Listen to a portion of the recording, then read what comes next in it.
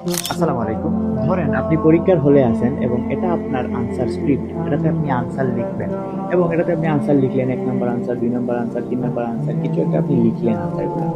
এখন পরীক্ষার হলে থাকাকালীন সময় আপনার মনে হলো আপনি ২ নম্বর প্রশ্নের উত্তর ভুল লিখছেন। আপনি কি করতে পারবেন? আপনি এই প্রশ্নটা কেটে আবার নতুন করে এখানে ২ নম্বর প্রশ্ন লিখতে পারবেন না? পারবেন।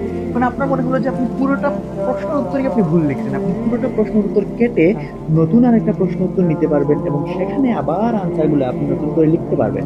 পারবেন না? এই কাজটা আপনি কতক্ষণ করতে পারবেন? যতক্ষণ আপনি পরীক্ষার হলে থাকবেন। কিন্তু দ্য মোমেন্ট আপনি পরীক্ষার হল থেকে বের হয়ে যাবেন, আপনি কি এই প্রশ্নের উত্তরগুলো আবার নতুন করে লিখতে পারবেন পরীক্ষার হল থেকে বের হওয়ার পরে? নিশ্চয়ই পরীক্ষার হল থেকে বের হওয়ার পরে আপনি সেই প্রশ্নগুলোর উত্তর পেয়ে যাবেন, দেখতে পারবেন। কিন্তু তখন কি আর এই প্রশ্নগুলোর উত্তর আপনি লিখতে পারবেন? পারবেন না। ঠিক একইভাবে আপনি যখনই আপনার কাছে এই দুনিয়াতে আপনার কাছে একটা স্ক্রিপ্ট আছে, আনসার স্ক্রিপ্ট। এটাতে আপনি আনসার লিখবেন। এখন আপনি যদি ধরেন আপনি লিখছেন, আপনার কাজ করছেন, আপনি গুনাহের কাজ করছেন, গুনাহ করছেন। ধরেন আপনি ২ নম্বরে গুনাহ করছেন, ৩ নম্বরে এরকম আপনি কাজ করছেন।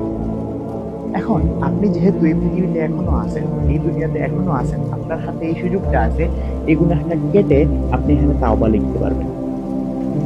আপনি আল্লাহর কাছে মাফ চাইতে পারবেন। এই গুনাহের জন্য আপনি কেটে এখানেও আপনি তাওবা করতে পারবেন, মাফ চাইতে পারবেন আল্লাহর কাছে।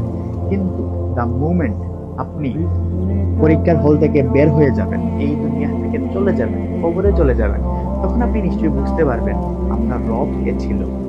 আপনি কি কি কি ভুল করছেন আপনি তখন বুঝতে পারবেন। কিন্তু তখন কি আর ফিরে আসে এই আনসার স্ক্রিপ্টটাকে কেটে নতুন করে আরেকটা আনসার স্ক্রিপ্টে লিখতে পারবেন আপনি? পারবেন না। আপনার হাতে এই সুযোগটা থাকবে না। কিন্তু এখন এই সুযোগটা আছে। আপনি যদি শুধুমাত্র আপনি যদি তাওবা করেন, ঈমান আনেন, সৎ কর্ম করেন, আল্লাহ সুবহানাহু ওয়া তাআলা আপনার সমস্ত গুনাহকে তওবায় রূপান্তরিত করে দিবেন। কেন দেরি করবেন?